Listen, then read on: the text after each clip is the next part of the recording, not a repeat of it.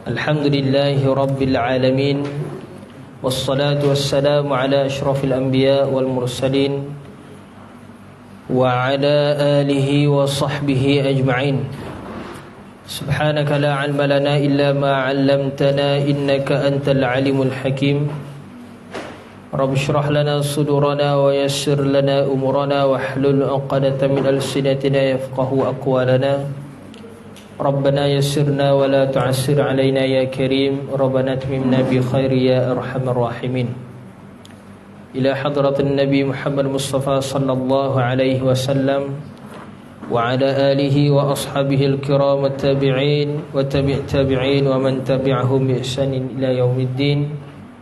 Wa khususan ila masyayikhina wa muallimina wa walidina ajma'in. Al-Fatihah.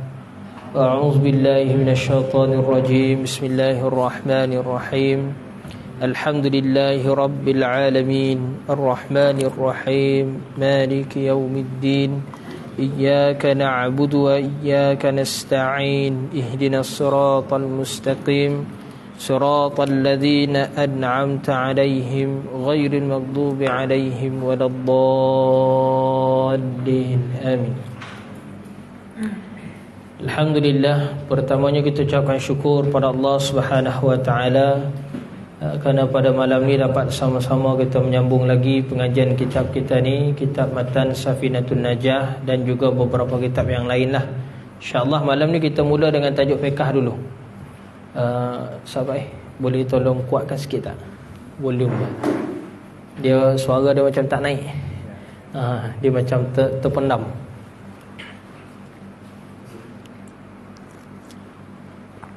Bismillah. Tes. Okey, ni dia ni kuat sikit. Okey. Baik, alhamdulillah.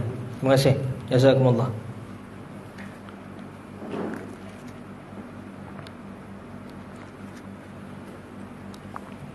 InsyaAllah kita tajuk sambung kepada tajuk perbahasan tajuk haid lagi kan, betul? Masih di situ. Tapi kita sampai kepada perbahasan istihadah. Dia panggil istihadah.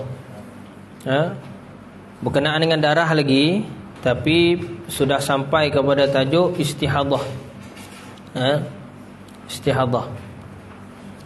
Cuma yang istihadah ni dia tidak ada di dalam kitab kita ni. Dia tak ada dekat dalam kitab ni. Baik. Tajuk ni perlu fahami betul-betul dulu. Kita kena tahu dulu apa punca boleh berlakunya istihadah dan apakah hukum orang perempuan yang duduk dalam keadaan istihadah ni. Itu penting untuk kita kena tahu dan kita kena faham dia punya hukum, supaya tidak tersilap.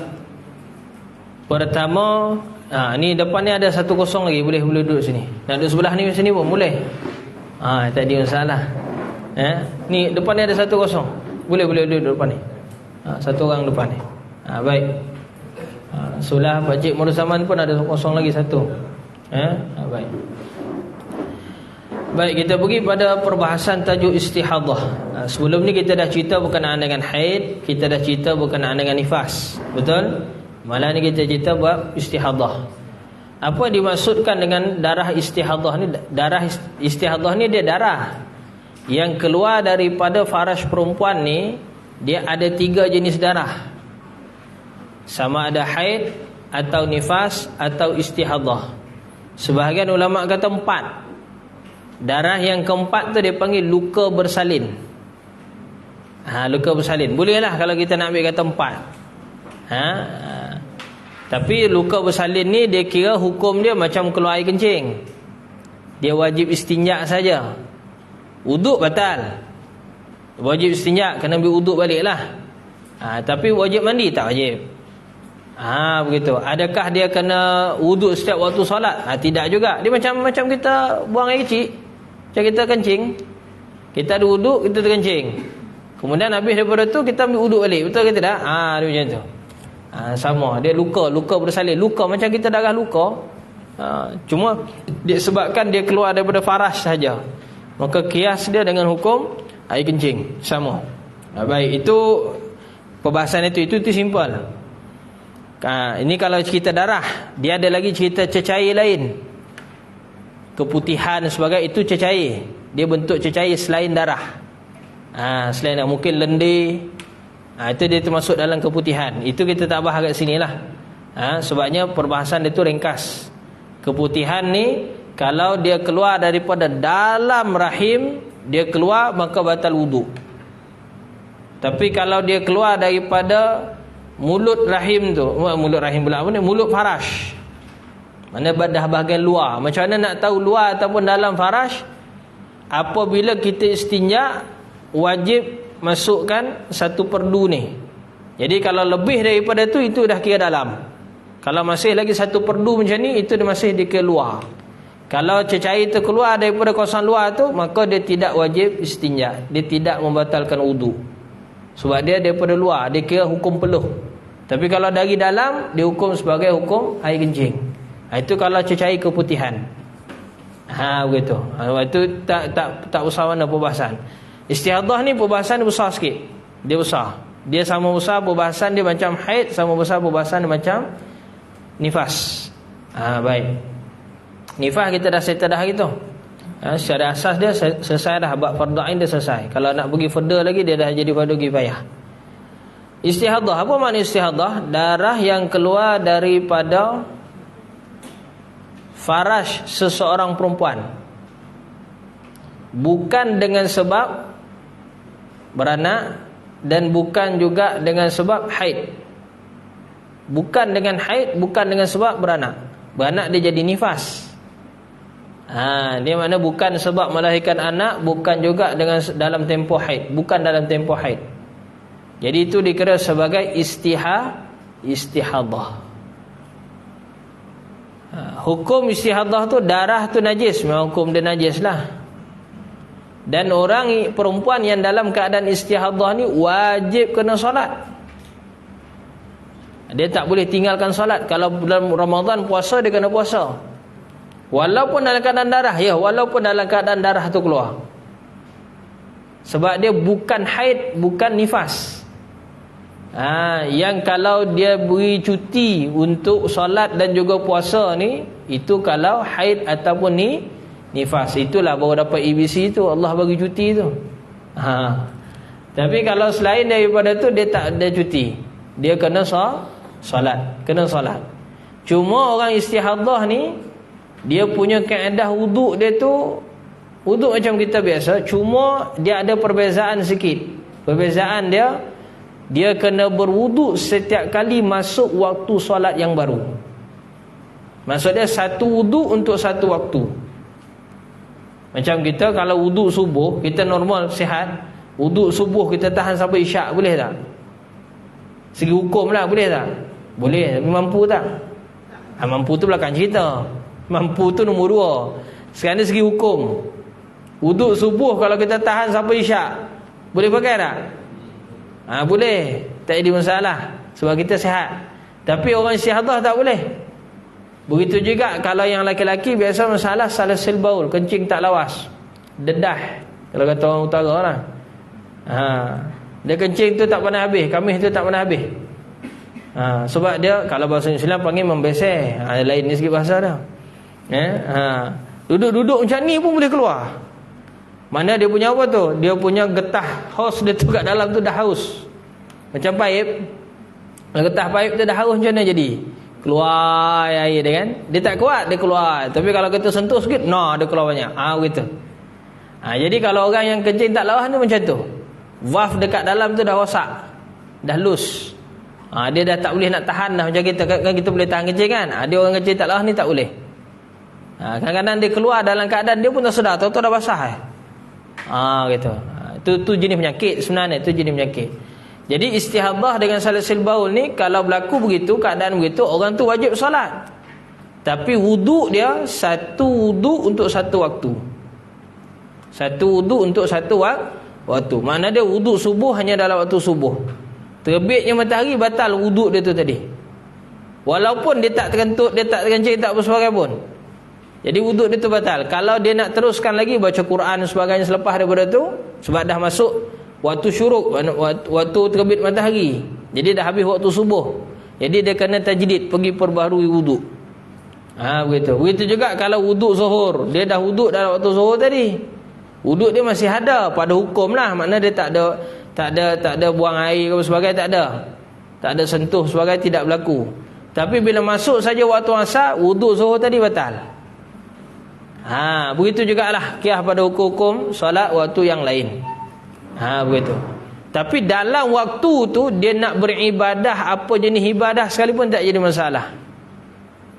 Dia nak solat sunat, dia nak baca Quran, dia nak tawaf sebagainya, yang memerlukan ibadah, yang memerlukan kepada wudu. Syarat sah ibadah tu kena ada wudu, kena bersuci. Contoh dia solat, contoh dia tawaf, contoh dia baca Quran, kan, pegang Quran sebagainya lah. Iktikaf dia kena ada wudu, dia kena suci.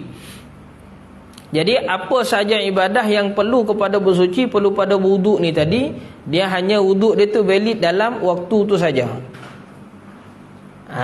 Apa jenis ibadah tak jadi sah, yang penting dalam waktu tu. Tapi kalau kata dah lepas waktu, dah limpah waktu, maka wudu yang tadi tu batal, kena tajdid balik, kena pergi wudu baru. Cuma kaifiat dia sebelum ni kita pernah sebut kan. Cara dia, setiap kali masuk waktu, pastikan masuk waktu dulu. Bila dah masuk waktu solat, tak kisahlah waktu solat mana sekalipun, zuhur, asar, maghrib, isyak, subuh sekalipun, masuk waktu barulah pergi ambil wudu. Begitu. Dia bukan ambil wudu dulu baru masuk waktu. Sebab dia bukannya orang normal, dia orang sakit. Dia beza, orang sakit, solat orang sakit pun tak sama macam solat orang normal. Boleh duduk macam-macam lah kan, boleh baring ikut kemampuan. Kan lain hukum dia tu.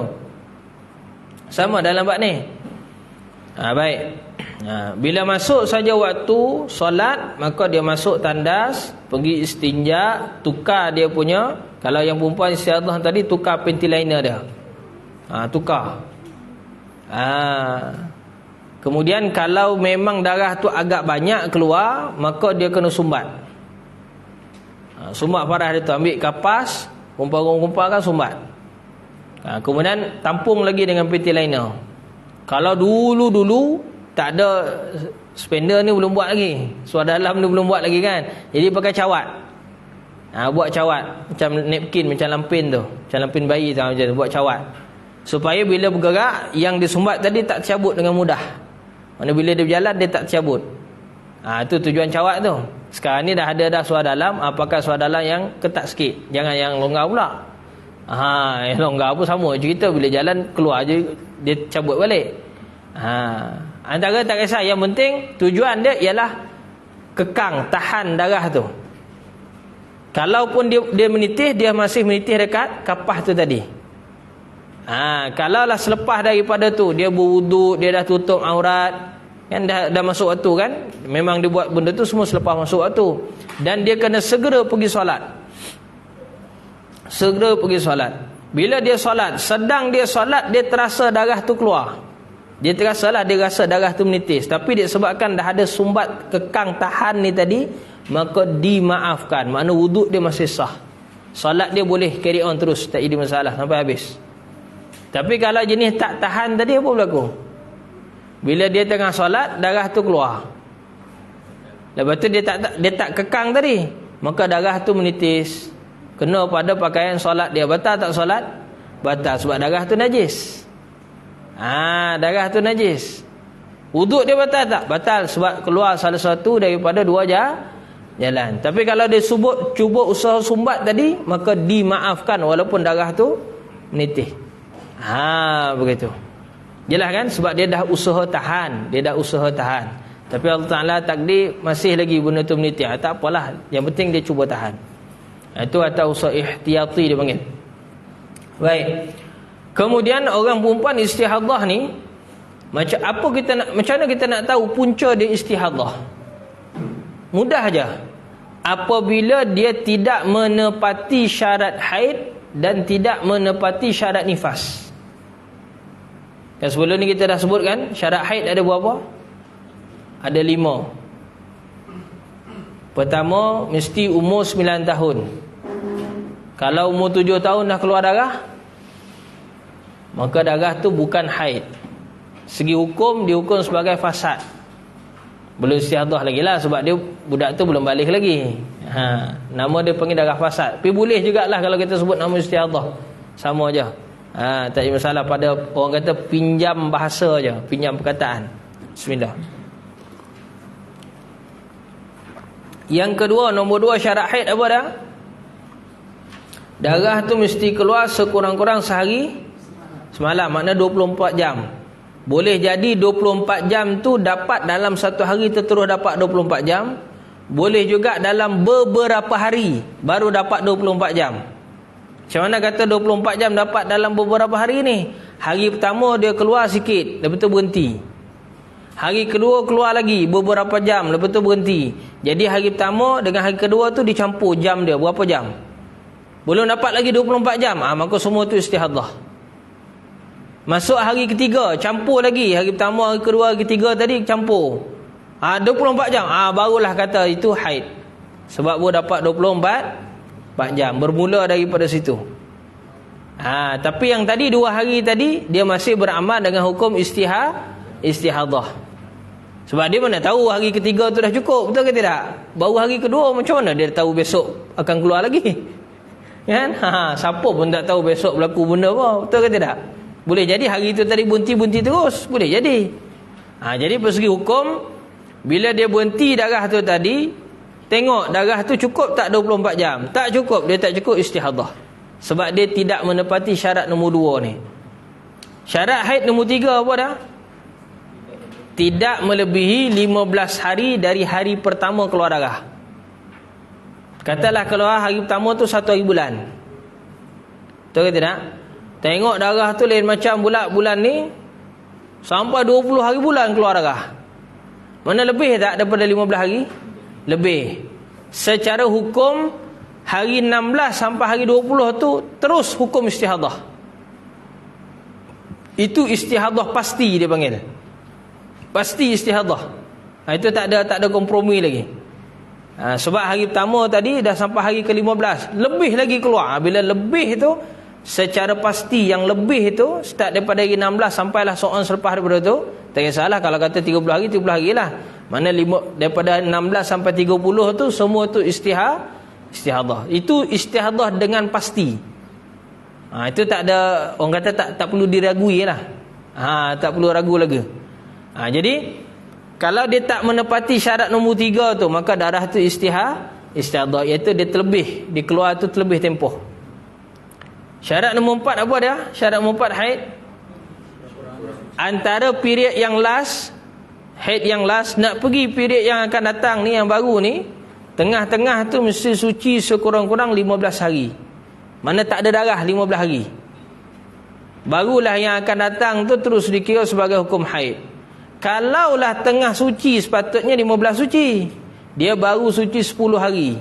Mana ada 5 hari lagi lah, patut dia kena suci. Tiba dah keluar darah dah. Mana darah keluar awal, sebelum tempoh sepatutnya. Maksud macam itulah bahasa mudah dia. Mana darah tu keluar dalam tempoh suci, maka darah tu secara automatik terus dihukum sebagai istihadah. Sebab dia langgar syarat nombor 4 tu. Dia langgar, dia tidak menepati syarat nombor 4 tadi. Iaitu syarat nombor 4 tu mestilah suci 15 hari antara haid yang pertama nak pergi haid yang seterusnya. Mesti cukup 15 hari suci. Begitu. Terus syarat nombor 5 apa dah? Darah tu keluar bukan dengan sebab beranak.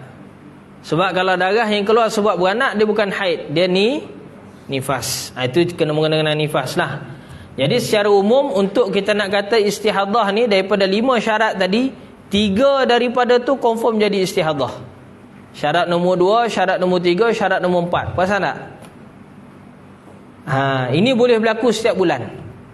Ustaz, tapi boleh jadi ke Ustaz? Kalau dia contohnya 14 hari, dia punya suci itu 14, bukan 15. Boleh jadi ke? Boleh. Tapi pada hal begitu, lebih baik dia taklid pada mazhab Hambali. Sebab mazhab Hambali sekurang-kurang suci 14 hari. Dia dah memang kebiasaan dia macam tu. Setiap bulan rutin dia macam tu. Dia keluar haid 7 hari, lepas tu suci dia 14. Lepas tu keluar balik 7, lepas tu suci dia 14. Memang dah jadi kebiasaan macam tu. Dia nak kekal atas mazhab Syafi'i tadi tak boleh. Sebab mazhab Syafi'i sekurang-kurangnya akan ada 15. Maka dia harus taklid pada mazhab yang membenarkan suci 14. Itu salah satu mazhab Hambali. Boleh lah. Itu kes khas dah tu. Terpencil dah tu. Bukan semua orang. Beberapa orang saja yang kena macam tu. Ada orang perempuan setiap bulan dia punya circulation dia 7 hari haid, 21 hari suci. Mana bulanan dia tu 28 saja. Kitaran dia tu. Menstrual cycle dia panggil, menstrual cycle, kitaran haid tu. Memang 28 ngam-ngam. 7 keluar darah, 21 suci. Ada pula keluar 10 hari, 20 hari suci. 30 lah. Tapi memang setiap bulan macam tu. Ada macam tu. Ada pula dia macam irama pula. Asal bulan ganjil dia keluar 7, asal bulan genap dia keluar 8. Ada. Mana 7, bulan depan 8. Lepas tu 7 balik. Lepas tu 8 balik. Lepas tu 7 balik. Lepas tu 8 balik. Dalam kitab dia panggil mudah intizamiyah dia panggil. Tempoh dia tu ada berkala. Dia panggil intizamiyah tu dia macam tersusun. Ada tu pula 3 bulan sekali baru ditukar. 6, 7, 8. 6, 7, 8. 6, 7, 8. 6, 7, 8. Ada tu pula setahun sekali. Setahun sekali je haid dia. Ada tu semua hidup sekali je haid. Ada tu semua hidup tak pernah haid. Adakah haid ni benda wajib? Tidak. Dia benda harus. Kan kita belajar dalam bab kita akidah, apa sahaja yang muta'alliqah bi makhluk, yang kaitan dengan makhluk, maka semua benda tu harus. Boleh jadi berlaku, boleh jadi juga tak berlaku. Jadi tu benda yang tak mustahil. Pada hukum Islam, orang Islam punya sudut pandang dia tak mustahil benda tu. Boleh jadi berlaku, boleh jadi juga tak berlaku. Sebab benda harus. Dia bukan wajib mesti setiap bulan keluar darah. Sudah. Kalau tak keluar darah pening, maka ubat itu, maka ubat hormon ini dan sebagainya. Itu pada ilmu sains. Sebab dia orang atas berfikiran logik saja. Dia tidak ada bersumber dalil. Dia tak ada sandaran dalil. Tapi kita bersandarkan dengan dalil. Macam ni tadilah. Apa sahaja yang berkaitan dengan makhluk, benda tu harus. Boleh jadi berlaku, boleh jadi juga tak berlaku. Boleh jadi setahun keluar darah, boleh jadi. Mustahil tak? Mustahil tak tuan-tuan? Dari segi hukum akidah dia, hukum akal tu, itu benda tu tak mustahil, benda tu harus. Tapi dari segi hukum adat, benda tu pelik. Adat yang mana kebiasaan. Kalau hari-hari keluar darah, agak-agak apa berlaku pada orang tu? Sakit. Mesti penyakit, betul ke tidak? Itu memang hari-hari duduk hospital nukleus tu. Hari-hari kena masuk 1 pint darah. Sebab nak ganti darah yang keluar tadi. Hari-hari keluar, tumpah darah dia panggil. Itu sakit tu. Tapi segi Islam, kita tak pening benda tu. Mazhab kita Syafi'i lagi kita tak pening. Sebab dia ada punya undang-undang dia. Kalau darah tu keluar dalam tempoh haid, maka hukum haid. Kalau darah tu keluar bukan tempoh haid, maknanya tempoh suci, maka dia istihadah. Kan senang. Mudah ulama. Kesimpulannya kalau memang normal lah perempuan tu dia 14 ataupun 13 lah kan. So dia apa? Dia ikut mazhab lain lah. Boleh taklid mazhab lain. Tapi kalau dia nak pegang juga mazhab Syafi'i, maka 14 suci kan. Hari yang ke-15 tu walau keluar darah dia ke istihadah. Boleh juga pakai mazhab Syafi'i tadi, tak salah juga. Sebab darah tu keluar dalam tempoh suci dihukum istihadah.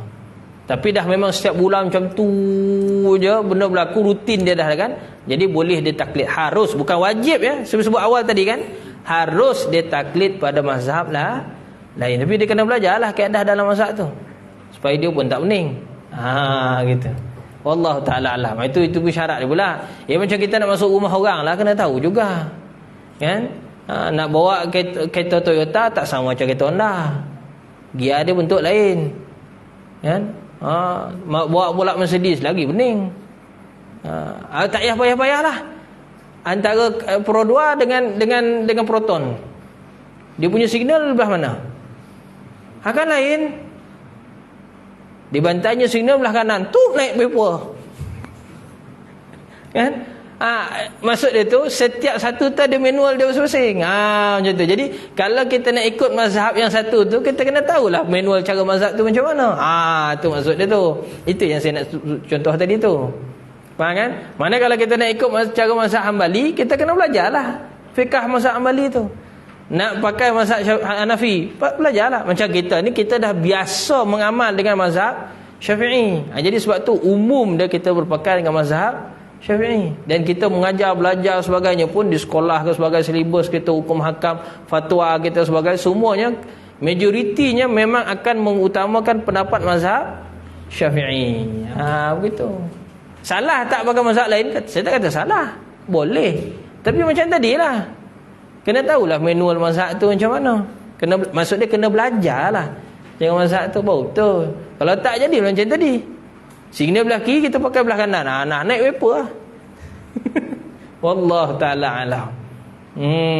Allah. Nampak gitu. Terus lagi bab istiadah ni. Malam ni kita habis bab istiadah ni. Kalau tak masuk lagi bab tajuk solat ni. Dia sangkut lagi kat situ. Bab darah ni lama. Nantilah kalau ada sempat masa kan kita cerita kisah Imam Ghazali berkenaan dengan bab darah ni.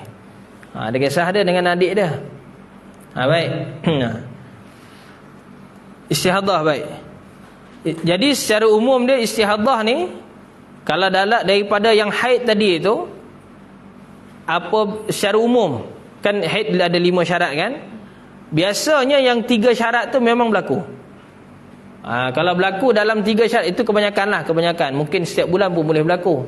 Darah tak cukup sehari semalam, jadi istihadah. Ataupun darah terlebih 15 hari, jadi istihadah. Ataupun darah keluar waktu suci, patut dia suci tapi keluar darah, maka itu istihadah. Dia boleh berlaku dalam setiap bulan. 3 syarat tu tadi. Baik. Itu secara umum. Istihadah dalam haid dipanggil istihadah dalam haid. Istihadah dalam nifas bab lain pula. Okey, baik. Kita ambil secara umum gini. Kita ambil satu. Kalaulah darah itu keluar tak cukup tempoh, itu kita faham. Terus kita hukum istihadah. Dia tak ada syarat banyak-banyak lagi dah. Tak ada nak pening-pening. Kalau darah tu keluar dalam tempoh suci, jadi darah tu hukum istihadah, betul? Yang berlaku masalah selalu ialah apabila darah terlebih 15.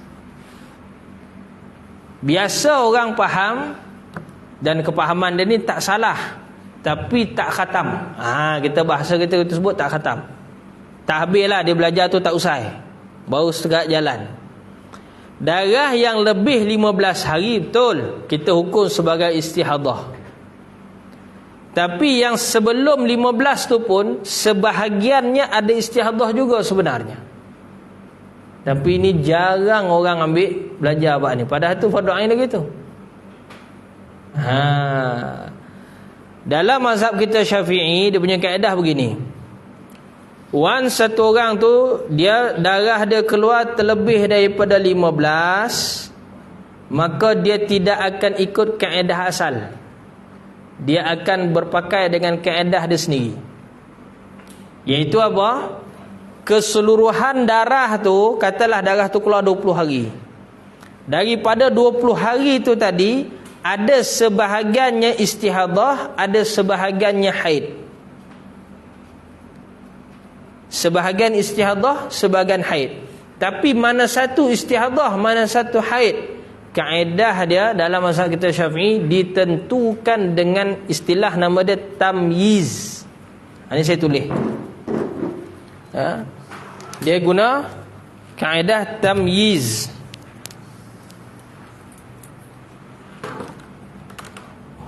Berkulut je. Tolong.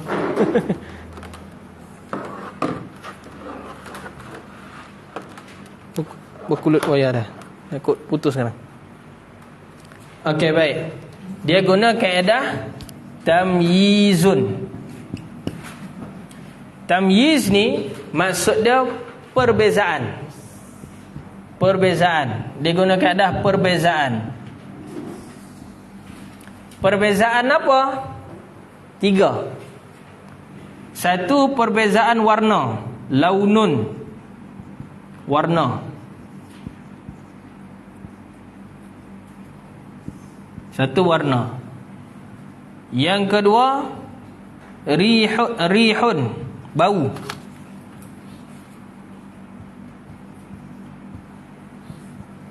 Bau. Yang ketiga, dia tengok perubahan sifat. Perubahan sifat dia. Sifat ni, contoh kalau termasuk dalam sifat ni apa? Bentuk dia, bentuk. Darah tu cair ke kental? Bentuk darah tu, fizikal darah. Fizikal. Terjemah bahasa kita fizikal lah, fizikal darah. Nak senang faham lah ni. Sifat darah tu makna fizikal darah tu. Dia cair ke, dia berketul ke, dia kenyal macam jeli ke. Kan? Gitu. Bau ni, bau darah ya, kita tahu faham. Bau darah macam mana kan? Dia bau dia busuk lagi daripada tu. Jadi yang lebih busuk tu lebih kuat daripada yang bau darah biasa. Darah memang bau hanyir. Tapi darah yang memang betul-betul haid, itu lagi hanyir daripada darah biasa. Sebab dia kotor, dia lebih kotor. Warna. Warna ni dalam mazhab kita Syafi'i ada 5. Dia susun siap dah. Ulama kita susun siap dah. Yang atas tu paling kuat, yang paling lemah. Mana kuat kepada lemah, descendant lah, menurun. Yang paling kuat ialah warna hitam. Kedua merah. Ini tulislah, tulis. Kalau segi warna tu macam mana nak beza, mana lebih kuat, mana lagi lemah, ikut warna dia. Jadi ulama kita susun dah. Pertama hitam. Itu lebih kuat, paling kuat lah. Kedua second, yang kedua merah. Yang ketiga coklat ataupun merah pudar. Bukan pink. Bukan pink. Bukan pink. Dia coklat, ashkar, dalam bahasa Arab disebut coklat. Merah, dia merah tapi merah pudar, merah yang bahasa Islam panggil merah lobam. Faham tak tuan-tuan? Dia kadang-kadang bahasa ibunda ni lebih memahami sebenarnya pada saya lah. Pada tuan-tuan saya tak tahu. Tak faham begitu. Tak faham begitu. Ustaz kena pakai bahasa Kedayan juga. Kena pakai. Dia merah dia tu bukan warna merah darah yang biasa, tapi merah dia tu pudar. Kalau merah pekat itu hitam. Merah gelap tu itu lebih pada hitam. Kalau merah biasa, warna darah merah biasa itu dipanggil merah ahmarun. Merah lah, merah biasa. Merah hati, merah menyala biasa tu. Tu. Tapi kalau kata dia merah pudar, lebam, pudar, pucat, dia merah dia kan? Itu dia panggil ashqar. Boleh juga kita terjemah coklat. Itu nombor 3. Boleh lah kalau kita nak sebut coklat. Tapi tak adalah coklat macam coklat Cadbury tu. Warna darah tak macam coklat Cadbury pun Ustaz. Kan payah pula saya nak jawab. Yang keluar tu darah, bukan coklat Cadbury. Kalau yang keluar tu coklat Cadbury, yalah saya kata tu coklat. Maksud sini warna darah, bukan warna coklat, bukan warna koko coklat tu. Baik. 3. 4. Yang keempat kuning. Asfarun. Kuning. Warna dia kekuningan. Tahu kan kalau kata kita luka, bila dia nak berhenti darah tu kan ada warna kuning-kuning tu kan? Dia jadi macam kekuningan, warna kuning-kuning tu. Itu warna darah juga tu. Terakhir sekali warna perang atau warna keruh. Warna perang ataupun warna keruh. Macam mana kita nak tahu? Bila kita letak kapas putih kan, jadi ada kesan. Itu perang lah tu. Bukan warna perang macam warna karat tu. Bukan. Tak adalah sampai tahap macam warna macam air karat tu, tidak. Tapi warna perang tu maksud dia, kalau kuning kita tahu kuning tu macam mana tu kan. Nampak kesan kuning dekat kapas tu. Tapi ni bukan kuning, tapi ada kesan darah. Itu dipanggil perang. Nak kata putih, tak putih sebab masih ada warna sikit, ada kesan di situ, ada berwarna. Tapi warna nak kata kuning tidak. Jadi tu perang. Itu keruh. Jadi susunan dia tu, yang paling kuat ialah hitam, yang paling lemah ialah keruh. Dia susunan dia begitu. Jadi sekira katalah dalam darah tu keluar lebih 15 hari, kita katalah 20 hari keluar darah. Kita katalah 20 hari keluar darah. Kita buat contoh. Ni masing-masing kena buat jadual. Kena buat kalender sikit. Kalau tak tulis kalender dia tak apa dapat tu. Ini saya padam Okey, baik. Buat kalender dulu. Kalender 30 hari lah. Sebab mazhab kita Syafi'i ini dia berdasarkan 1 bulan 30 hari. Tapi kalau mazhab Hambali dia berdasarkan 1 bulan 29 hari. Itu yang jadi 14 tu. Tapi tak apa, itu khilaf kat situ. Dia tak nak bahas banyak. 1 2 3 4 5 6 7 8 9 10.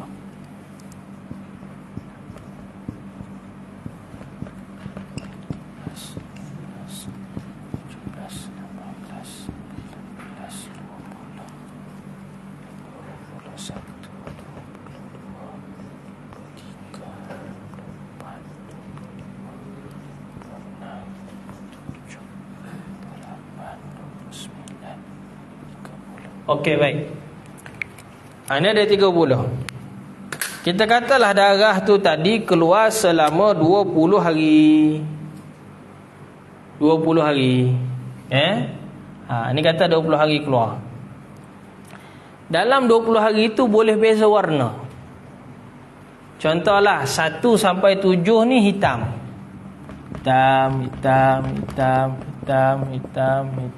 Hitam. Ini pakai markernya merah tapi jangan terpengaruh lah. 8 sampai 20 tadi semua ni merah. Okey.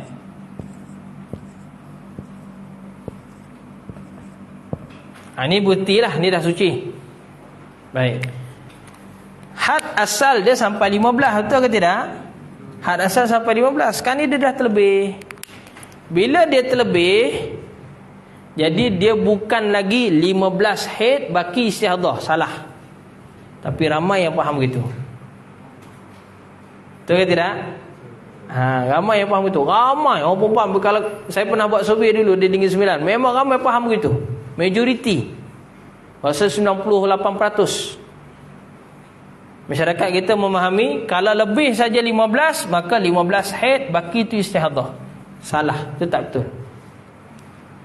Bila dia terlebih saja 15, maka dia dah tak pakai dah kaedah asal. Dia kena pakai kaedah beza warna tadi, beza sifat tadi. Dia kena pakai kaedah tamyiz. Sama ada warna ataupun bau. Contoh warna sama tapi bau berbeza. Ataupun warna sama tapi bentuk dia tu beza, sifat dia tu, fizikal darah tu beza. Yang 2-3 hari pertama tu kental, kenyal. Lepas tu cair je sampai habis. Jadi yang kental tu haid. Yang cair tu semua istihadah. Contoh begitu. Sama dengan ni. Hitam dengan merah. Bila berlaku masalah begini, sebab tu kalau orang perempuan, ini pesanan penaja, pesanan betul-betul pesanan. Walaupun biasa dia keluar normal, dia kena catat. Dia kena catat. Walaupun biasa dia keluar normal sekalipun. Sebab in case berlaku benda-benda macam ni, benda-benda luar jangka, berlaku benda luar jangka, ya makan suplemen itu, makan suplemen ini, letak implan tak nak jadi pregnancy tu kan, jadi tak nak jadi mengandung tu kan, dia tahan daripada tu, dia cucuk itu macam-macam. Bila benda tu dia masuk saja ubat dalam badan, tukar hormon dah jadi tak tentu arah dah ni. Dia banyak faktor pemakanan, faktor perubatan, faktor fizik, faktor aktiviti harian, faktor perubahan cuaca pun dia jadi faktor. Sebab berlaku masa saya kat Jordan dulu, waktu musim sejuk, orang perempuan paling payah sekali keluar darah. Sebab darah dia beku. Mungkin kot, saya tak tahulah beku apa. Ni saya cakap je ni. Tapi kalau musim panas, dia qada balik yang musim sejuk tu, keluar 30 hari. Ada tu keluar 40 hari. Pada hari tu kita tak jadi masalah kalau tahu hukum. Kalau tak tahu hukum, tu 40 hari haid. Bila pula datang 40 hari haid? 40 hari nifas boleh. Tapi tanya, Ustazah beranak ke? Saya tak beranak. Habis kenapa hukum 40 hari tu haid? Entah. Dah pakai entah pula dah. Maksud apa tu? Dia tak faham sebenarnya hukum. Dia jahil buat hukum. Jadi kita terangkan, bila dia terlebih saja 15, maka dia dah tak pakai dah kaedah asal. Okey, 15 haid, baki tu semuanya istihadah. Itu tak betul. Tapi kalaulah berlaku benda ni tadi sebelum 15, walaupun darah tu keluar macam kuda belang tu, macam kuda belang, hitam, merah, kuning, coklat, kelabu asap, macam-macam jenis warna, tapi semua dalam 15, maka semua tu haid. Sebab dia boleh lipas 15, ataupun dia ngam-ngam 15. Walaupun keluar dalam ni macam-macam jenis warna, biru kundang semua keluar, warna pink kan, warna rose, semua jenis warna keluar, tak kisahlah, yang penting dia 15, tak lebih. Bila dia tak lebih, maka semua tu haid. Tapi kalau dia terlebih, maka dia tak boleh dah ikut kaedah asal. Kaedah dia kena guna satu kaedah yang lain.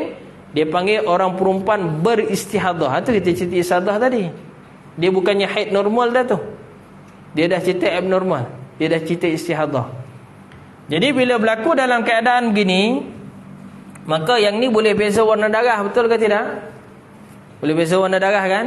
Bila beza warna darah, maka yang kuat ialah yang pekat. Yang pekat tu ialah haid. Yang kuat ni ialah haid. Yang lemah ni, yang lebih lemah daripada dia, maka itu istihadah apabila menepati 3 syarat. Catat baik-baik. Pertama, darah yang kuat mestilah sekurang-kurang dia sehari semalam. Mesti sekurang-kurang sehari semalam darah yang kuat tu. Sini lebih dah lah 7 hari.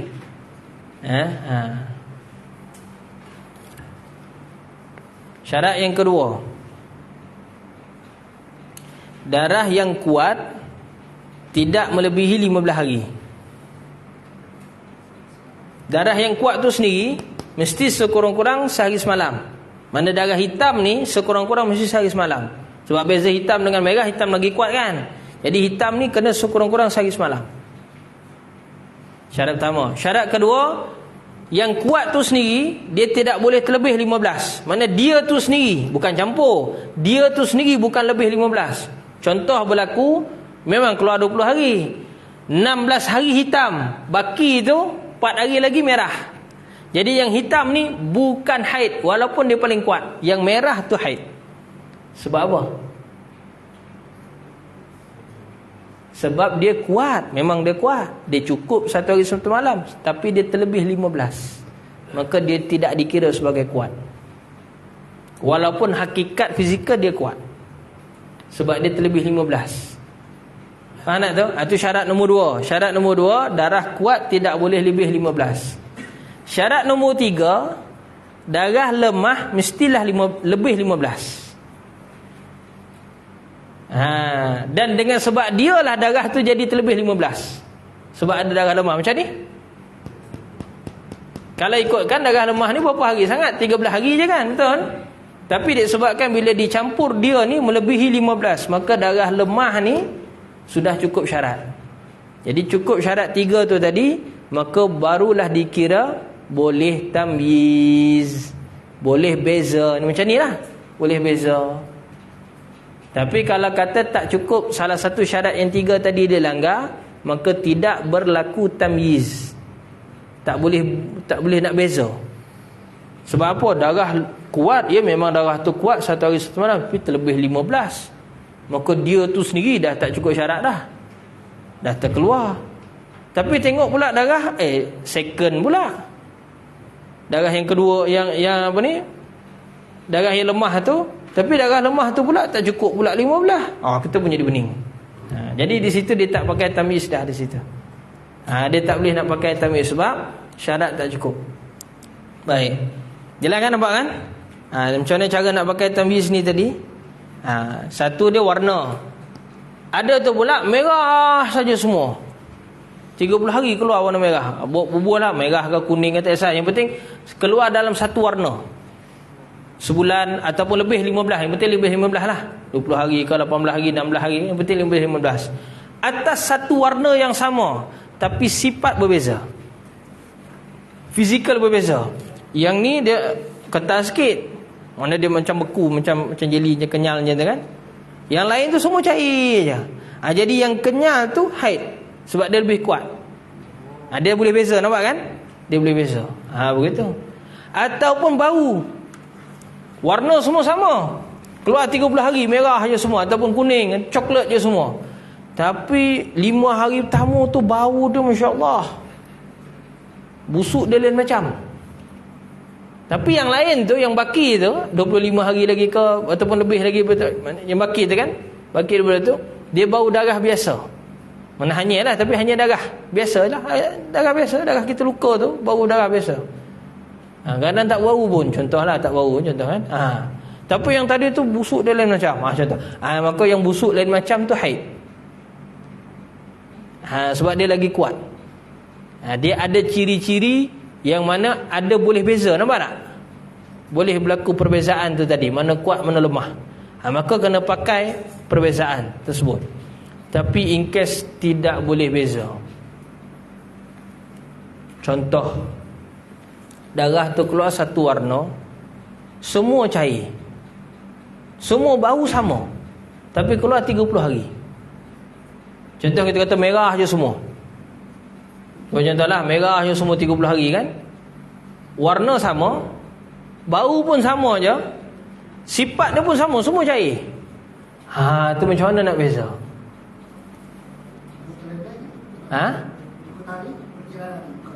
Tak boleh dah.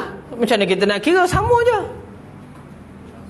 Maka di situlah perlu kepada kaedah yang kedua.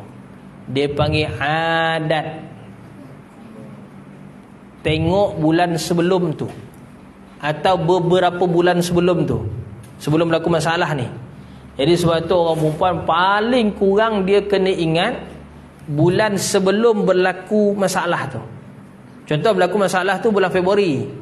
Jadi yang last punya period bulan Januari kan. Jadi dia kena ingat yang bulan Januari tu berapa hari dia keluar. Sudahlah berapa hari dia keluar, minggu ke berapa dia keluar. Fasa yang minggu pertama, mana 10 pertama, atau 10 tengah-tengah, atau 10 yang akhir. Minggu dia tu, yang awal, yang tengah, yang akhir. Dia kena tengok, dia kena ingat berapa hari, kemudian keluar dia tu pada kedudukan yang keberapa.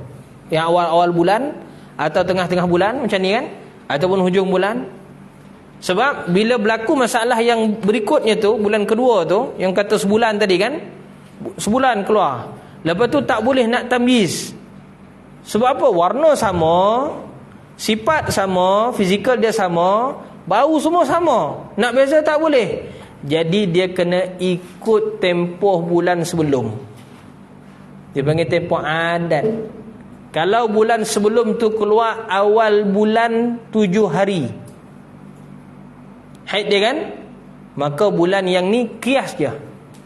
Ambil 7 hari pertama tu haid, maka baki itu semua istihadah. Begitu. Dia pakai kaedah adat.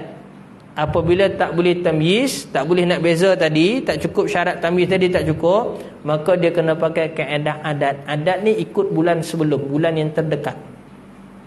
Bulan terdekat. Yang terakhir lah yang normal. Jangan kalau kata setahun tak normal Ustaz, ikut yang tahun lepas punya. Itu yang saya sebut awal tadi, pesan apa aja kena catat. Sebab kita ni jenis apa? Nama pun insan. Dalam bahasa Melayu sebut manusia. Ma'un tu air, nusia tu lupa. Kita ni air pelupa. Kan? Wa khuluqal insanu dha'ifa. Dan Allah Ta'ala ciptakan manusia ni memang dalam keadaan lemah. Lemah dari sudut mana? Salah satu dia dari sudut ingatan. Jadi sebab tu senang dia kita catat, ada diary. Tak kisahlah catatan tu dalam telefon kau, ada apps dah sekarang. Dia catat dekat kalender apps tu ke boleh. Ataupun dia ada diary dia sendiri, planner dia sendiri, dia ada jadual kan. Dia catat hari ni keluar 3 jam, warna sekian, sifat sekian. Dia catat, tak apa, detail, tak masalah. Itu dia punya. Orang lain tak boleh petikai. Kalau orang ngejek, orang yang ngejek tu berdosa. Sebab dia jaga ibadah, dia jaga darah dia, dia tahu macam mana nak hukum hakam taharah sebagainya. Dia nak jaga ibadah dia, tiba-tiba orang ngejek. Jadi yang ngejek tu haram, yang ngejek tu berdosa. Jadi janganlah ngejek orang haid. Kadang-kadang orang lelaki ni dia nakal sikit. Oh, bisi. Dia tengok orang tu tak solat, dia ngejeknya kawan tu. Biarlah dia. Jangan kita ngejek, haram hukum dia, dosa. Sebab kita menjatuhkan maruah dia. Maruah dia tu kita ngejek orang marah lah orang. Macam kita lah, kalau kata orang ngejek kita pun kita marah. Tahu ke tidak? Dia pun sama juga. Bukan dia nak benda tu, Allah Ta'ala takdirkan, jadikan pada dia, uji pada dia benda tu. Bukan dia nak sebulan keluar darah. Siapa nak? Tahu ke tidak? Allah Ta'ala uji. Tu orang perempuan dia penuh dengan ujian. Tapi kalau dia faham hukum, selesai masalah. Dia tak jadi pening. Dia sendiri tahu dah hukum, dia catat, okey aku belajar macam ni. Ni syarat tambih macam ni. Kalau tak dapat nak tambih kena pakai adat. Okey, aku dah catat dah. Bulan ni berlaku masalah. Jadi dia tengok catatan sebelum.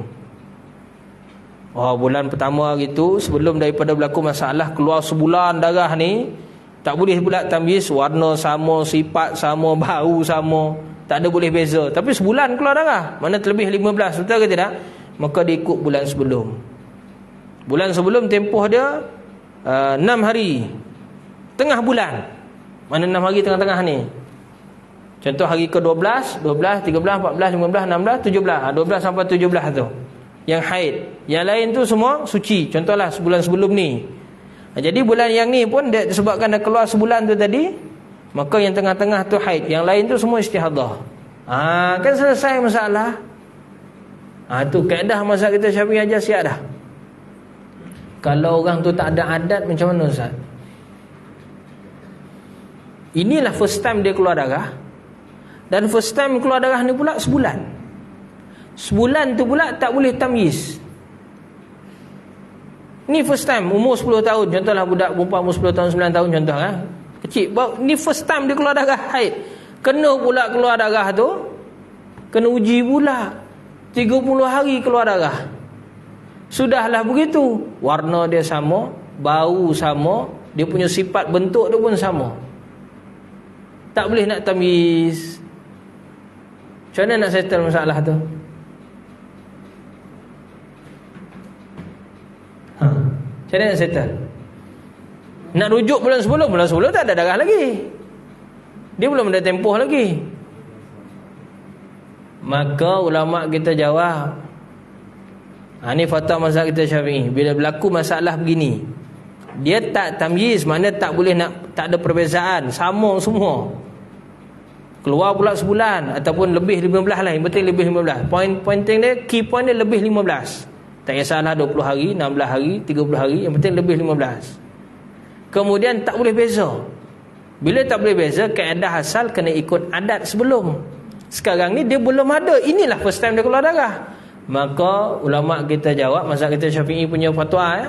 Imam Syafi'i kita sendiri punya fatwa, haid dia sekurang-kurang haid. Sekurang-kurang haid berapa hari? 1. Baki itu semua istihadah. Catat baik-baik. Catat baik-baik. Apabila orang perempuan tu tadi, dia tak ada adat sebelum, maknanya dia first time keluar darah ni, dan dia diuji. Catatlah karangan macam mana pun, dan untuk poin pun yang penting faham.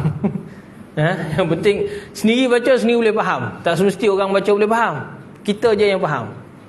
Sebab saya cakap terang, masa saya belajar dulu di Universiti Muqtah dulu, saya punya nota, orang nak pinjam, saya bagi, dia tak faham.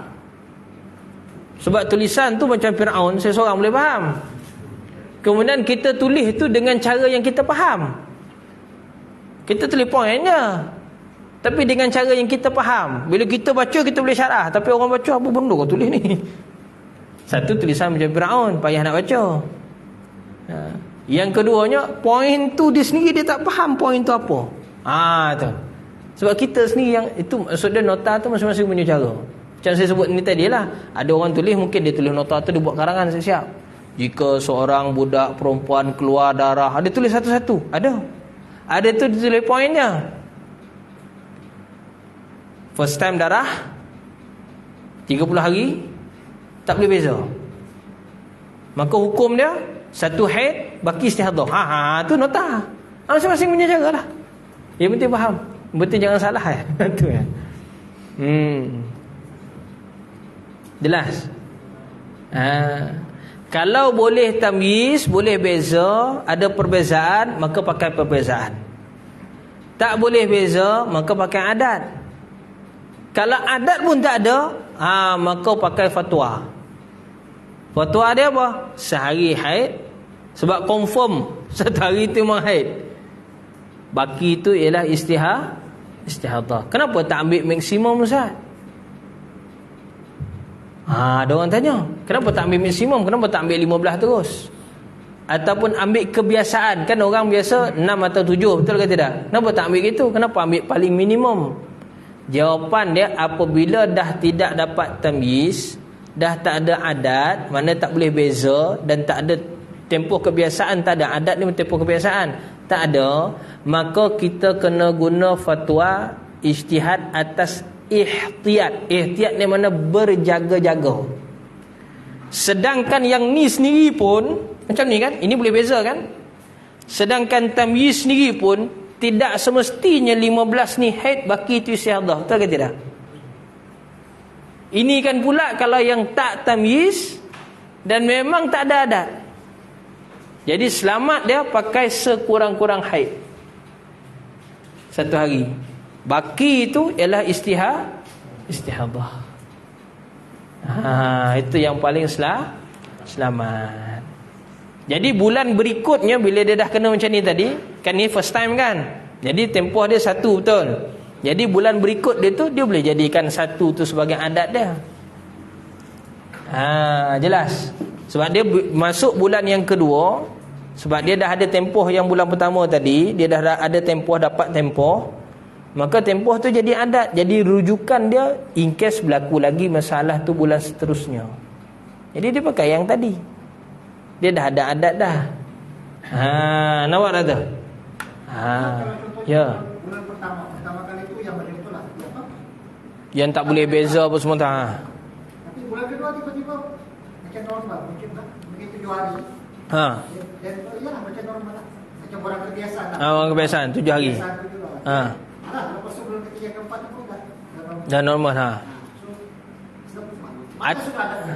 Okey, adat dia gini. Kalau berlaku perubahan tu, maka perubahan tu ialah tempoh dia yang terkini. Macam soalan tadi kan, bulan pertama tadi berlaku masalah, okey, ambillah fatwa satu haid, baki istihadah. Bulan kedua jadi normal, jadi pakai yang adat normal tu, 7 tu. Jadi bulan kedua yang punya adat 7 tu tadi jadi rujukan untuk masalah sekiranya berlaku dalam bulan ketiga. Jadi bulan 1 tadi tak pakai dah lah, burn lah tu. Dah gitu. Sebab adat ni dia ikut yang terdekat. Kalau orang perempuan mengandung, selepas dia beranak berlaku masalah macam ni, dah habis dah nifas, berlaku masalah macam ni. Ini tamyiz lah. Kita kata sebut tadi yang tak boleh beza tadi. Tak boleh beza. Habis adat dia mana? Adat dia ialah haid dia terakhir sebelum dia mengandung. Ingat tak ingat? Setahun dah tu. Itu yang kena catat tu. Sebab tu kena catat. Sebab kita ni jenis pelupa. Siapa pun, saya sendiri pun jenis pelupa. Kena catat. Sebab tu kena catat. Sebab kita tak boleh bagi jaminan nanti akan datang tu kita ingat. Yang remeh tu tak ingat tuan. Saya cakap tu terang.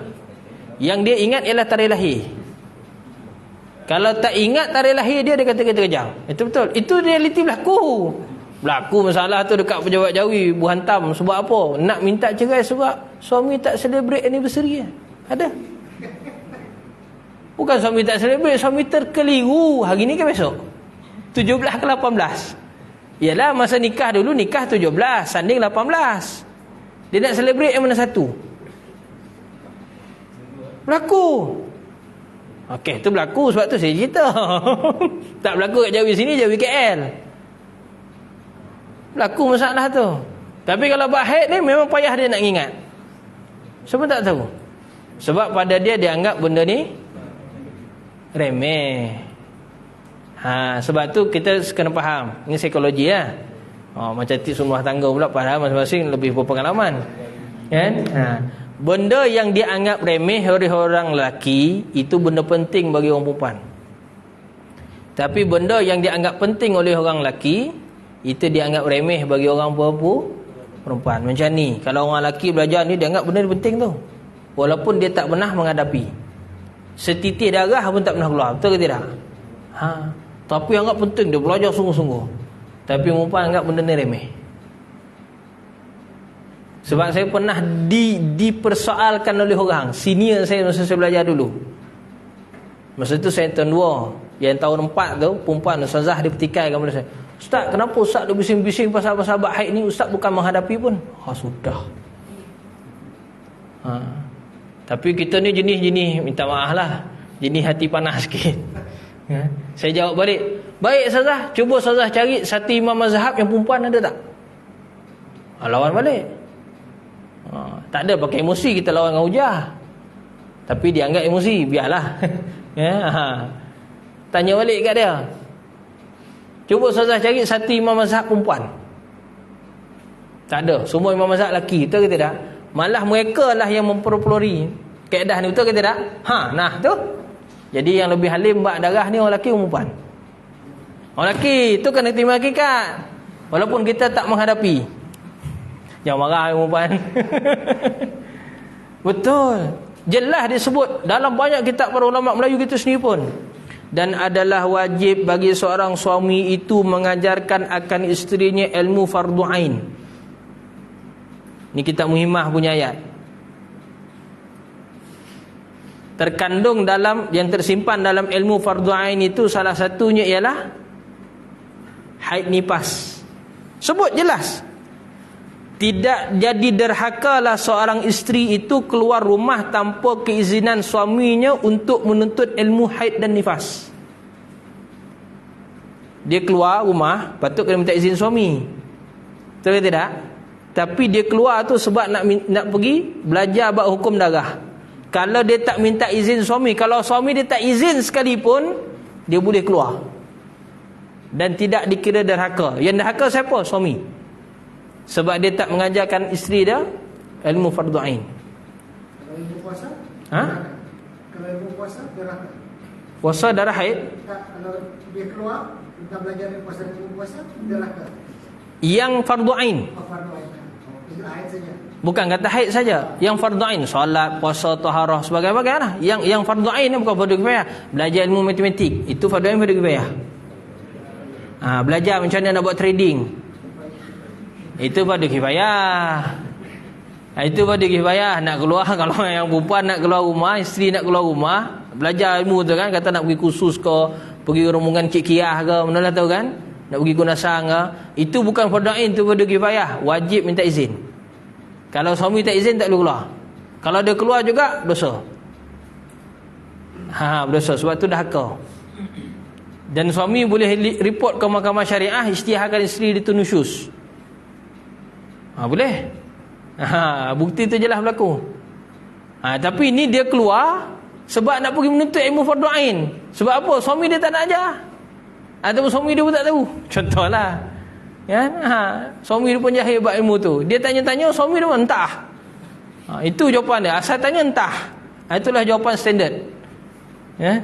Jawapan yang tak ada skema. Jawapan standard. Apa kan hukum dia ni bang? Entah. Itu jawapan dia tu. Kan? Aku keluar begini. Panjang bini dia cerita. 10 perenggan. 10 minit cerita. Jawapan suami dia satu je. Entah. Berlaku tuan-tuan. Berlaku dalam masyarakat kita ni. Saya cerita ni benda berlaku. Benda realiti. Saya nak cerita lah tempat dia siapa, orang siapa, tempat mana. Saya nak spesifik. Tapi benda tu berlaku. Jadi termasuk dalam bab ni fardu ain ni kan ini. Jadi umum syariat tadi kita faham kan? Ni saya cuba ringkaskan. Kalau ikut betul syarahan bab istihadah ni ada 7 jenis orang. 7 kategori perempuan. Yang saya cerita tadi tu baru 4. Apa dia? Catat baik-baik. Golongan pertama, orang perempuan permulaan keluar darah, mana ni first time dia keluar, dan boleh beza, tamyiz. Dia panggil mubtadaah mumayyizah kalau dalam bahasa Arab. Terjemah bahasa Melayu kita, perempuan yang permulaan keluar darah dan boleh beza. Jadi kalau boleh beza pakai kaedah apa? Boleh beza, boleh tamyiz. Jadi pakai kaedah apa?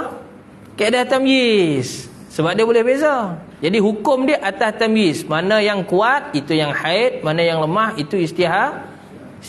Boleh jadi kuat ni tengah-tengah ya. Ini satu contoh.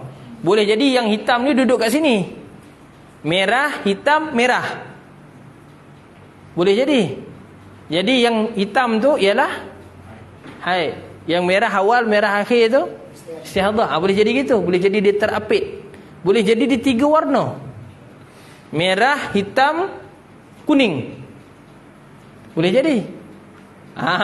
Tak mustahil benda tu boleh berlaku. Boleh juga dia kuat, lemah, lebih lemah. Hitam, merah, kuning. Boleh jadi. Ataupun 5 warna berlaku. Ada juga. Itu tak mustahil. Tapi yang penting benda tu selagi mana cukup syarat tamyiz. Cukup syarat tamyiz maka ikut tamyiz. Jenis pertama tadi, orang perempuan permulaan keluar darah dan boleh beza. Itu dia panggil mubtadaah mumayyizah kalau dalam bahasa Arab. Dalam bahasa Arab lah kita terjemah bahasa Melayu terus. Baik. Yang kedua, permulaan yang tidak boleh beza. Dia panggil mubtadaah ghairu mumayyizah. Dia tak boleh beza. Bila tak boleh beza pakai kaedah apa?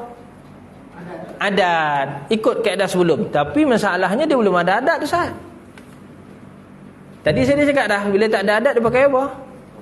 Fatwa. 1 hari haid, baki itu istihadah. Selamat. Jelas dah tu. Nampak dah kan? Mungkin kaedah ni lah mudah kalau nak cerita bab istihadah lepas-lepas ni. Selama ni saya cerita turuh 7 golongan tu, pening orang nak faham. Kena mukadimah yang ni dulu. Apa dia tamyiz, apa dia adat. Kalau berlaku macam ni, macam mana, baru kita masuk kategori. Baru nampak. Okay, insyaAllah. Mudah-mudahan, alhamdulillah. Ada 5 minit lagi. Terus, yang ketiga. Tadi itu permulaan, betul? Yang ni dia panggil kebiasaan. Orang perempuan yang dah kebiasaan. Mana kebiasaan tu maksud dia apa? Dia pernah sekurang-kurang dia dah ada sekali haid, sekali suci. Mana dia pernah ada tempoh. Itu dia panggil kebiasaan dah tu. Jadi kalau yang asal tadi bulan pertama dia mubtadaah, dia noob kan. Bulan kedua dia dah jadi senior dah. Macam tu. Faham tak? Sebab dia dah ada tempoh dah bulan pertama. Yang penting kena ingat lah, kena catat. Kalau tidak, takkan 30 tahun newbie. Umur dah 50 tapi masih lagi noob. Tak boleh gitu. Kan? Dah berapa puluh tahun dah keluar darah. Tapi masih lagi mubtadaah ghairu mumayyizah pula tu. La ilaha illallah Muhammadur Rasulullah. Tak boleh lah. Jadi yang ketiga ni dia panggil mu'tadah. Istilah bahasa Arab dia mu'tadah. Kena tulis jugalah. Tak inilah. Tadi mubtadaah tu gini, dia ada mubtadaah, mubtadaatun. Kalau mumayyizah. Mumayyizah. Kalau ghairu mumayyizah tak boleh beza tu tambahlah ghairu mumayyizah. Ghairu mumayyizah. Ini ejaan dia. Ini mubtadaah ni permulaan. Maknanya itu first time dia keluar darah. First time keluar darah, keluar terlebih 15. Syarat tadi kita cerita ada terlebih 15. Kalau bawah 15 tak jadi masalah ni. Tak payah guna tamyiz, tak payah guna adat. Confirm semua haid. Walaupun warna dia darah tu macam kuda belang. Sebab apa? Masih dalam range 15. Jelas baik. Ini cerita dia ni yang terlebih 15. Kalau yang kebiasaan cara tulis dia mu'tadah. Ejaan dia begini. Mu'tadah. Mim ain ta alif dal ta marbutah. Mu'tadah. yang dah ada adat. Mana dah kebiasaan lah tu. Kebiasaan yang mumayyizah, yang boleh beza. Itu jenis ketiga. Jadi bila dia jenis yang ketiga ni, walaupun bulan sebelum tu dia ada adat dah, dia ada tempoh. Contohlah tempoh dia biasanya 7, kan? Biasa 7. Tapi bulan ni keluar darah dia 30 hari. 10 hitam, 10 merah, 10 kuning. Jadi berubah tak? Berubah. Berapa haid dia? 10. 10 hitam, 10 merah, 10 kuning. Jadi haid dia berapa? 10. Asal tadi 7. Jadi once yang ni dia dah berubah dah. Jelas? Nampak kan? Sebab dia mumayyizah, boleh beza. Hitam, merah, kuning kan boleh beza. Baik. Tu mu'tadah mumayyizah. Padahal dia dah ada adat. Jadi adat dia tu tak ada guna pakai. Kita pakai tamyiz. Kita pakai perbezaan. Yang keempat, mu'tadah, kebiasaan tapi ghairu mumayyizah. Kebiasaan tapi tak boleh beza. Maksud dia apa? Dia memang dah ada adat sebelum ni 7 contoh. Dia dah biasa setiap bulan 7. Bulan ni keluar 30 hari. 30 tu pula warna dia coklat semua. Bau sama. Bentuk sama, fizikal sama. 30 hari. Jadi macam mana nak hukum? Ikut adat, ikut bulan sebelum. Bulan sebelum tu 7 hari tu fasa ke berapa? Fasa awal bulan, tengah bulan, hujung bulan. Tengok, katalah 7 tu hujung bulan. Contoh kan? Jadi daripada 30 tu tadi, 7 yang hujung bulan tu saja yang haid. Yang lain-lain tu semuanya istihadah. Ikut adat. Sebiji macam mana bulan sebelum. Bulan tu tak jadi masalah. Boleh pakai bulan Masihi, boleh pakai bulan Hijri pun boleh. Cuma bulan Masihi ni kita pening sikit dalam bulan Februari ni. Sebab dia tak sampai 30, dia 28. Kalau yang 31 tu masih boleh faham lagi. Dia akan terlebih terkurang tarik tolak tu sikit je, 1 hari je. Tapi lebih selamat lagi pakai bulan Hijri. Bulan Hijrah. Tapi berapa ramai pula yang hari-hari pakai ingat kalender Hijrah? Hari ni berapa Rejab dah? Kan tak ingat? Mudah je tu nak uji. Kan susah pun. Sebab kita kebiasaan. Tapi hari ni berapa Februari ni? Kan hafal? Kan hafal? Tapi boleh tanya berapa Rejab? Cari tu. Nampak kan? Sebab kita tak biasa pakai kalender tu. Itu saja beza dia. Tapi kalau hari-hari beza, tengok bulan Rejab berapa hari bulan semua tahu dah. Senang. Berapa? 20? 20 Rejab kan? Sebab minggu depan kita surat Mi'raj. Okey, tak apalah. Tu dekat kat situ. Jadi berapa dah golongan? 4. Ada 3 lagi. 3 ni tak termasuk sini. 3 ni punca dia ada dah tempoh, dia pernah haid sebelum ni, tapi jenis dia tak ambil tahu. Dia tak nak ingat langsung tempoh dia. Bila kita tanya sebelum-sebelum ni keluar darah berapa hari? Entah. Padahal umur 40 tahun dah.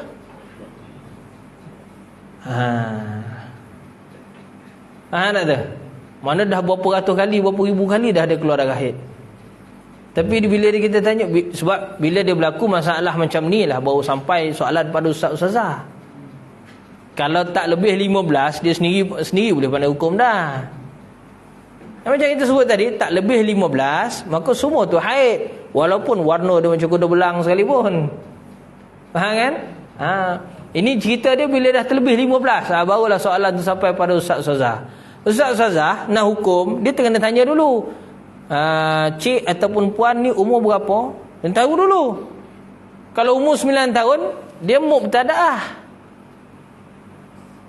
Kategori dia sebab dia baru-baru keluar darah. Tapi kalau dah umur 90 tahun, takkan mubtadaah. Confirm mubtadaah tu tidak, mesti ada adat. Baik, bila kita dah tahu umur dia, saya umur 30 tahun contoh, dia jawab umur 30 tahun. Okey, tanya, bulan sebelum ni berapa tempoh? Entah. Sudah. Kita pun bingung dah ni. Dia bingung dah tu sebab dia dah terlebih tadi. Dia terlebih keluar 15 tadi, dia dah bingung dah, dia tak tahu macam mana nak hukum darah tu. Dia tanya kat kita soalan, kita tanya kat dia balik sebab kita nak tahu maklumat, baru boleh hukum. Kita dah faham masalah masak dengan kita punya data, baru kita boleh hukum. Mana boleh itu haid ini, mana boleh macam tu? Mana boleh macam tu? Tak boleh, itu tak amanah. Kita kena cari data dulu. Data yang diperlukan antara dia tempoh bulan sebelum. Tak ingat sebelum tu? Tak ingat juga sebelum tu? Tak ingat juga tahun lepas punya? Tak ingat juga. Mana selama ni? Entah. Selama ni entah. Tu masalah tu. Jadi kalau dia tu bingung macam tu, kita ni 10 kali bingung. Kalau dia pun tak tahu, kita ni 10 kali tak tahu sebab rasa dia bukan kita. Kau kita keluar darah. Dia yang keluar darah kan? Jadi ini dikategori sebagai mutahayyirah. Istilah dia panggil mutahayyirah. Ejaan dia macam ni. Ini padam ya? Ejaan dia begini. Mutahayyirah. Mutahayyirah. Mim ta ha ya ra ta marbutah. Mutahayyirah. Mutahayyirah ni makna dia orang yang kebingungan. Apa punca dia bingung? Tempoh pun dia tak ingat, warna pun dia tak catat. Ni warna-warna ni kan, sifat-sifat ni dia tak catat. Dia tahu dia sebulan saya keluar darah Ustaz, 30 hari. Warna dia macam mana ya puan? Entah, tak ku ingau. Sudah. Maksud dia tak catat lah tu. Bulan sebelum berapa tempoh? Entah, lupa aku sudah. Kalau dia bingung, kita 10 kali bingung. Mana kita tahu benda tu berlaku kat dia? Bukan berlaku kat kita. Jadi istilah dia panggil mutahayyirah, orang kebingungan. Apa dia punya efek? Apa dia punya efek? Kalau yang istihadah yang biasa, mubtada'ah ke muqtadah yang tersebut tadi, sekiranya dalam keadaan yang ada darah, tapi itu istihadah, maka dia kena wuduk setiap kali waktu solat. Betul ke tidak? Itu yang istihadah biasa. Tapi kalau istihadah yang mutahayyirah ni, dia lagi berat. Dia kena mandi wajib setiap waktu.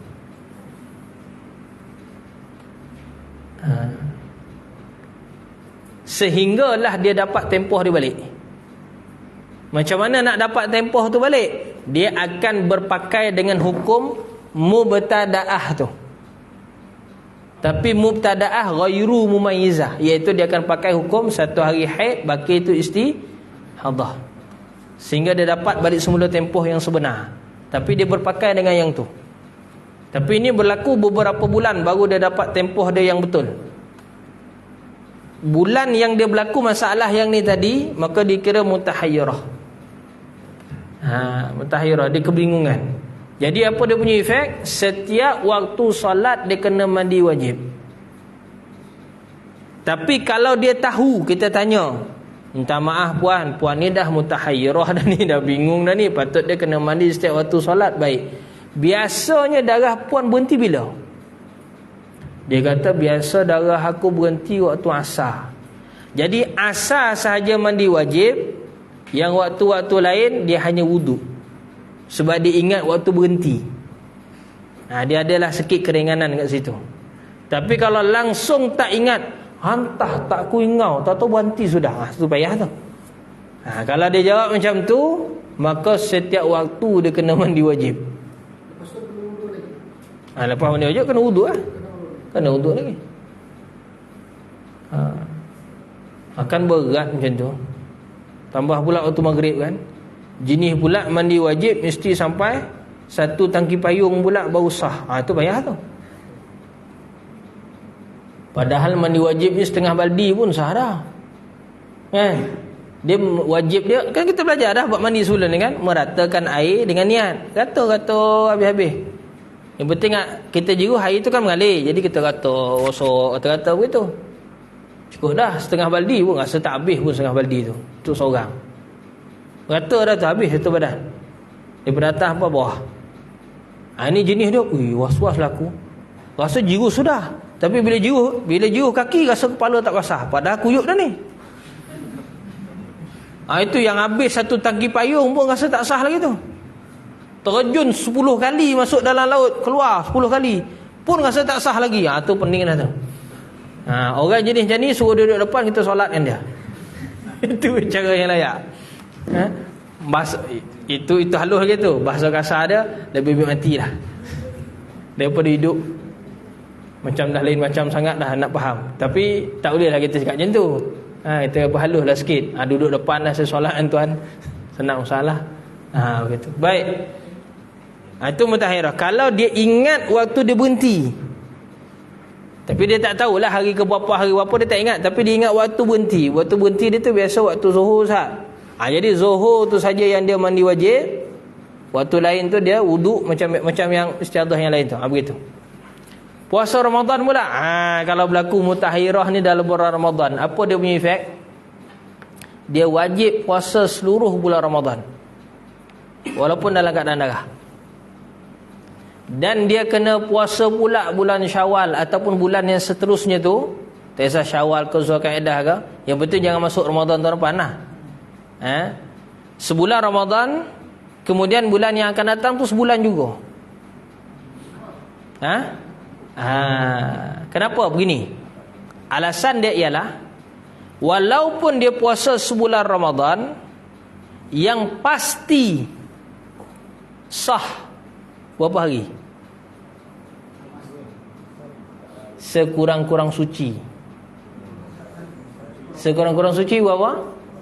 15. Tapi dalam bab ni kita pakai 14. Sebab boleh jadi bulan 29. Betul ke tidak? Pasti setiap bulan hijrah 29 hari. 30 tu kalau pandang anak bulan tak nampak, barulah ada 30 tu. Sekurang-kurang haid berapa? Sekurang-kurang haid 1.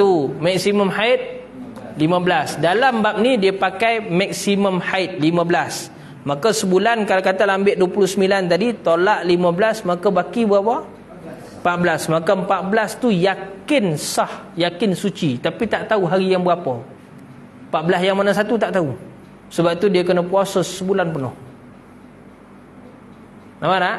Tapi 14 yang mana satu kita tak tahu. 14 yang awal ke, 14 tengah-tengah ke, 14 hujung kita tak tahu. Sebab tu yang mutahhirah ni dia kena puasa sebulan penuh. Walau dia puasa sebulan penuh, pasti dia suci, dia sah berapa hari? 14. Jadi dia kena cari lagi 15. Lagi 15. Satu bulan Syawal tu puasa habis. Sama juga, 14 hari dia dapat suci, sah. Yang baki lagi tu kira tidak sah lah tu, walaupun dia puasa. Sebab ni kita denda dia lah ni. Sebab tu nak cari tempoh tu. Jangan lupa. Kalau lupa dia jadi begitu. Masuk satu Syawal tu mesti puasa. Tak. Satu Syawal tidak. Mula 2 bulan sampai hujung. Baik. Kemudian bila dia dah puasa begitu, baru dia dapat berapa hari? 28. 14, 28. Jadi dia kena cari lagi 2 untuk cukupkan 30. Macam mana nak cari lagi 2 ni?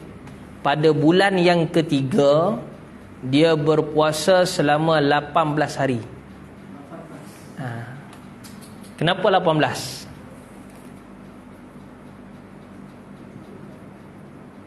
Kenapa 18?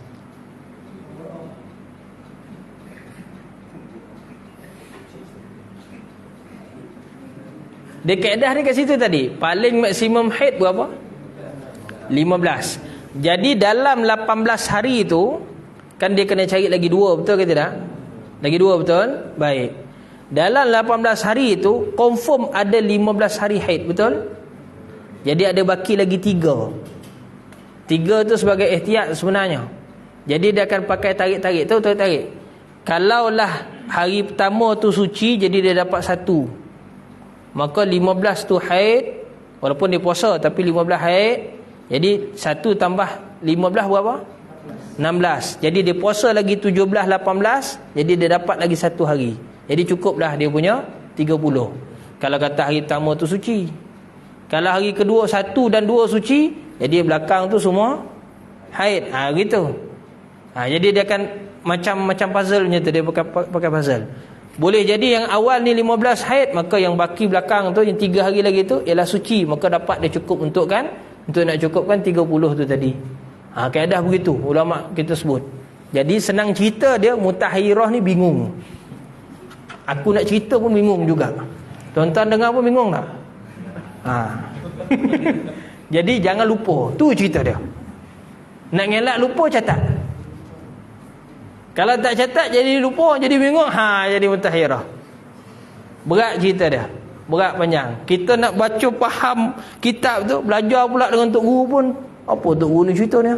Kita pun tak faham. Orang yang mengalami masalah tu pun dia bingung, dia tak faham. Dia tanya dekat kita 10 kali, kita tak faham. Ya macam mana kita, apa basic kita nak letak hukum? Mesti kita tahu umur. Maksud dia kita nak kategorikan dia, kategoriskan dia dalam muqtadaah ke muqtadah, betul ke tidak? Kemudian berapa tempoh sebelum, macam mana warna yang berlaku tu, sifat yang berlaku, bau yang berlaku dalam yang dia kata dia sebulan keluar darah tu kan. Macam mana perubahan-perubahan, ada berlaku perubahan-perubahan tak dalam tu? Tapi biasanya soalan yang sampai pada saya, entah. Itulah jawapan dia. Jadi kalau dia pun jawab entah, saya kata pada dia, puan, saya pun jawab entah. Saya tak tahu. Bolehlah kita tolong kira kan, tapi peninglah sikit, ambil masa lah sikit, berhari-hari nak mikir. Sampai tahap gitu. Itu para ulama kita, kenanglah jasa mereka baik-baik. Mereka sampai pecah kepala nak mikir benda ni. Sebab semua ni ada dalam hadis dia. Ada dalam hadis dia, ada kaedah dia bagaimana para sahabat menceritakan benda tu. Para sahabat ataupun sahabiah. Ni sikit, ketuk sikit. Tengok sikit. Tak, kalau tak biarkan. Takut dia menyengat. Baik. Jadi terkenang jasa para ulama kita. Seperti mana mereka sebut, seperti itulah yang saya sampaikan. Saya tak ada tambah, saya tak ada tolak sikit pun. Saya tak ada sembunyikan. Biarkan dia lah. Okey. Jadi yang penting, keadaan ni boleh berlaku. Istihadah ni boleh berlaku. Dan boleh berlaku setiap bulan pun. Sebab benda harus, benda yang Allah Ta'ala takdirkan, bukan kita punya kehendak. Tapi macam mana cara kita nak menyelesaikan masalah tu. Cara nak menyelesaikan masalah tu kena tahu hukum, baru dapat selesai masalah. Tak adalah jadi bingung, tak adalah jadi pening. Jadi sampai-sampaikanlah ilmu ni pada sahabat sebagainya yang bertanya. Kalau dia orang tak bertanya, jangan mula-mula ikan cakap. Ni amanah saya. Kalau orang tak mula tanya dekat kita, jangan kita menggatal buku cerita. Sebab kejap lagi kalau dia cerita masalah pening-pening dekat kita pun jadi pening. Dan kemudian jadi fitnah pula nanti. Melainkan, ini saya masuk yang ni, yang kita buat kelas ni kan, ini baru basic. Kalau nak pergi kepada betul-betul master dalam bab ni, 10 siri. 1 siri 2 jam. Kita baca kitab dia lebih besar lagi, kitab yang lebih besar lagi daripada ni. Dia ada banyak lagi perbahasan. Yang tu, ya bayangkanlah kalau Maulana Mansur Sri Petaling, dia karang kitab bab haid, bab darah ni saja, bab 3 darah ni, tajuk kitab dia Tuhfatul A'izza. Tebal dia tebal ni, bab darah saja. Tebal ni. Kitab tu kalau empuk atas kepala kita pun benjol. Besar kan? Kitab tu Tuhfatul A'izza, boleh beli, cari kat Shopee pun ada. Tuhfatul A'izza. Kalau tak hafal apa, kitab haid Maulana Mansur, keluar kejap lagi. Maulana Mansur Sri Petaling, warna pink. Kitab tu warna pink. Yang saya syarah ni basic dia, bahagian basic. Kalau nak pergi pada lagi masalah yang lebih teruk lagi masalah, ada dalam tu. Wallahu ta'ala a'lam bissawab. Ada apa soalan lain? Kalau tak, kita berhenti sekadar tu saja dulu.